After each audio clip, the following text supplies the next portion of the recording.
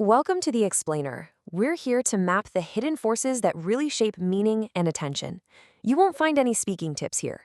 Instead, we decode the actual mechanics of communication to figure out who really moves people, and more importantly, why. So let's start with today's core signal. Just let this one sink in. Influence isn't earned with words, it's granted through connection. Think about that for a second. It's not something you can just seize with a brilliant argument. No, it's something you're given, and only after a much deeper, almost primal link has been established. All right, so to really get this, we're going to look for a pattern. It's a recurring one.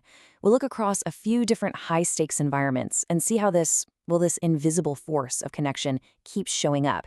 And more than just showing up, how it consistently determines who actually gets heard. Okay, so what's the mechanism behind this? Well, it's something called emotional attunement. Now, this isn't about agreeing with someone, not at all. It's a subconscious thing, almost neurological. It's that feeling of being in sync with another person. And here's the kicker. This is the absolute bedrock that all influence is built on, and it happens before your brilliant logic ever gets a chance to make its case.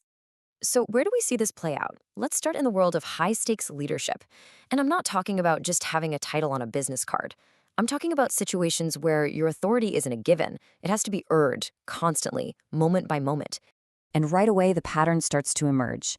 In leadership, that emotional attunement, it always comes first. People decide if they trust you, if they feel like you're actually on their side, way before they ever start picking apart your strategy. You can have the most polished, eloquent language in the world, but without that connection, it just feels hollow. It's empty. But leaders who get this right, who really master that connection, they can mess up. Their speeches don't have to be perfect. They're followed because people feel connected to them, not just to their perfectly crafted words.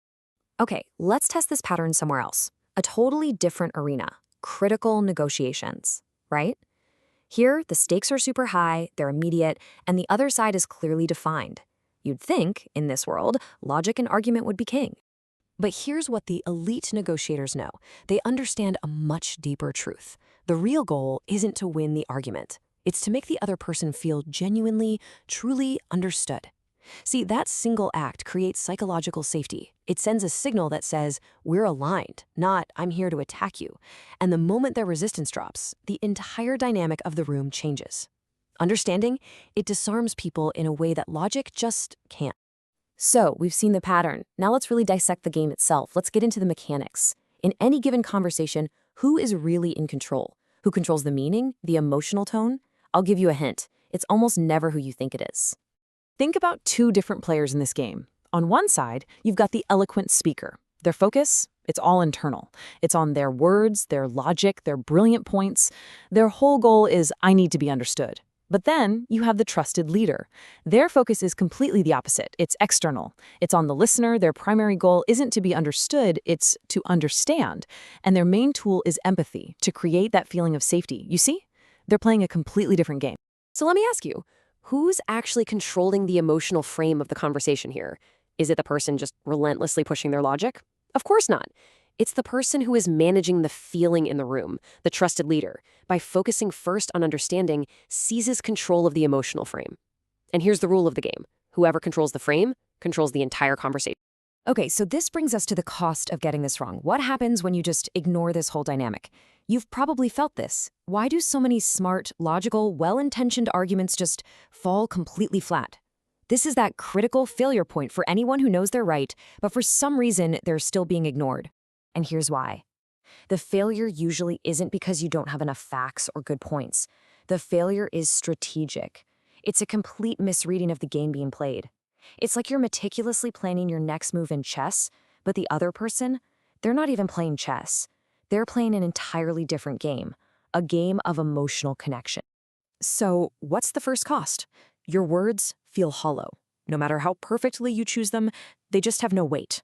Without that foundation of trust, of connection, they just float away. They're hollow. People hear them, sure, but they don't feel them. The second cost is even worse. Your logic gets dismissed out of hand. See, when people don't feel psychologically safe, when they don't feel understood, their brains literally switch into a defensive mode. They're not hearing an argument they need to consider, they're hearing a threat they need to fight off. Your logic? It doesn't even get a fair trial. And that leads to the final crushing cost. Your influence just evaporates. The very ability to persuade, to lead, to get people to act, it all hinges on that connection. Without it, you can talk until you're blue in the face, but nothing is ever going to change. You just become part of the noise. So, how do the people who are really good at this avoid all these traps?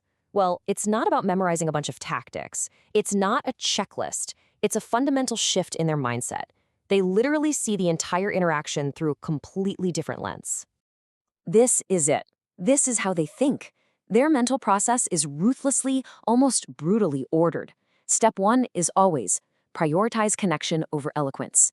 They attune to the person first before they even think about their own perfect words. Then, step two, create understanding before arguing.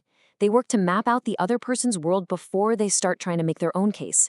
And only when that foundation is solid do they move to step three, build trust before persuading. For them, this order is everything.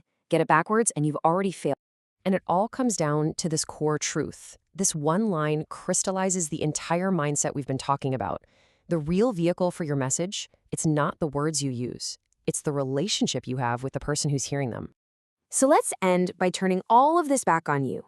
I want you to think about this. The first question isn't about what you said, it's about what the other person felt. So ask yourself, in your most important conversations, who actually feels seen by you? And the second question gets a little deeper, because this isn't passive. Are you actively, truly working to understand their perspective, their feelings, their world, before you ever ask them to step into yours? And that brings us to the final, and really the only question that matters. In the end, this is the only real metric for influence. So forget how eloquent you were. Forget how ironclad your argument was. Just ask this: who trusts you? Who trusts you enough to even let your words in?